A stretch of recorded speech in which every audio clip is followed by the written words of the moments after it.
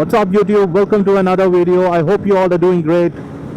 The topic for today is that what's the cost of owning a sports bike in India. We'll talk a little bit about the service costs. We'll talk a little bit about what's the total price of the Ninja ZX-4RR, and then we'll compare it to a couple of other options that are available in the market in the same segment. So stay tuned. It's going to be an interesting one.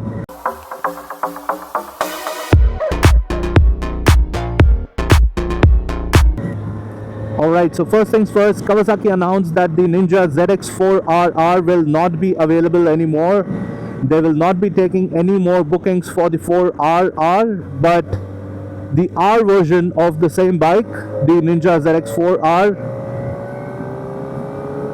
will continue to be available to the Indian market. So back in 2023, when they made the announcement that they are going to launch this bike, they did mention that they will only be launching a few units. They will be assigning a few units, only a limited number of units to India. So I think they've reached that number, or they probably did not get enough bookings, so they have stopped taking any more bookings. One thing you have to understand is that this bike comes fully imported and there's a good price tag attached to it. I gave an initial booking amount of 1 lakh and I had to wait for 6 months to get the delivery. So the on-road price of the Ninja 4RR would be 11.1. The total cost of service is also a little on the higher side given the size of the engine and the amount of oil it takes. So the total cost came to about 11,000 rupees. Another thing about the 4RR is that because it is a rare bike, there are not many accessories and spares available. So most of the accessories that I have on this bike are either purchased in another country, or I've had the dealerships here place an order for me.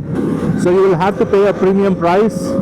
Yes, you can definitely get cheaper ones, some knockoffs in the market, but then I personally do not trust the quality of these accessories, so I did put in some extra cash to get the original ones, like say the R&G crash guard, the Puig windscreen.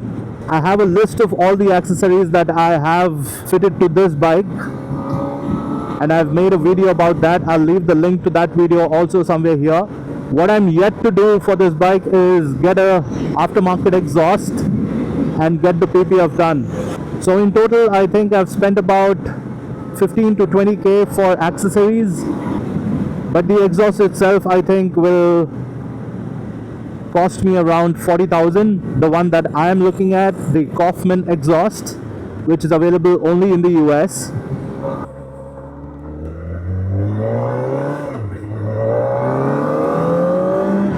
So yeah, you are looking at about 60 to 80,000 if you want to go all in with the accessories, including the exhaust and the PPF.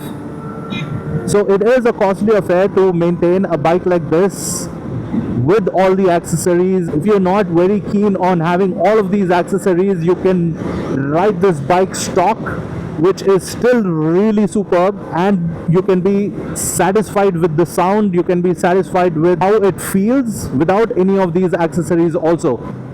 So let's talk a little bit about the fuel efficiency of this bike. I've spoken about this topic in my other videos also, but I did not cover how much average the bike gives on highways. I was able to test that recently.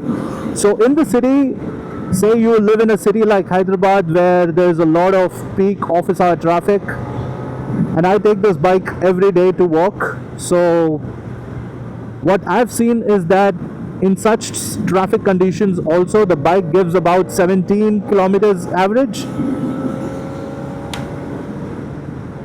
which I think is decent, and on the highways it goes up to 20. I think for a bike of this segment, the average is pretty good. So Kawasaki has built a really efficient engine. One thing to note here is that this bike, for this bike it's recommended that you only put 75 octane or more. What I do is I ensure I put the XP100, and the amount that I spend for fueling this bike is say about $1,000 for every 2 weeks. What you would also want to do when you get a bike like this is you would want to take it to the track. Given the infrastructure for tracks here in India, the options are so limited, and it is a costly affair to take the bike to a track for a track day. There are 3 big tracks that give you this option in India. One is obviously the biggest of them all, the Buddh International Circuit in Delhi, and it will cost you somewhere around 40,000 plus to do a 2-day track course on that track. And then there is Kari Motor Speedway in Coimbatore, and then there is the Madras International Circuit. And these two in South India they are not as costly as Buddh, but then they are also somewhere in the price range of 30 to 40,000. So if you are someone who is picking up this bike to use it on the track, so this is another cost that you will have to consider. And I think there should be more tracks, there should be more affordable tracks for riders like us. And it need not necessarily be this bike, right? And it could be any decent 150cc plus to about say 300cc bikes that are fun to ride on the track. So I think there should be more tracks that the government should build, at least in the big cities. So if you are someone who is in the market for a second bike, a bigger bike than what you ride now, you might be someone who was riding a 650 but want to experience the inline 4 for the first time. This is definitely a good bike for you. So for someone with a budget of 10 lakhs, you have a lot of options. Honda recently announced the launch of the 2025 CBR 650R. Then there's the Daytona. So if you are okay with a triple instead of an inline 4, you can go for that one also. But yeah, it's definitely not the old Daytona. It doesn't have that spirit. But yeah, it's still an option. If you are looking at a bigger engine, you should definitely wait for the 2025 version of the Z900. It has a lot of good upgrades. So if you're new to this channel, please consider subscribing. I'll be covering the 2024 Ninja ZX-4RR exclusively on this channel. We'll be doing a lot of collab videos this year, and also a few track days. Planning to change the exhaust soon, so I'll cover that exclusively. So consider subscribing, and for more videos like this, please give me a like. Until next time, this is your riding brother, the Deccan Rider, signing off. See you in the next one. Cheers.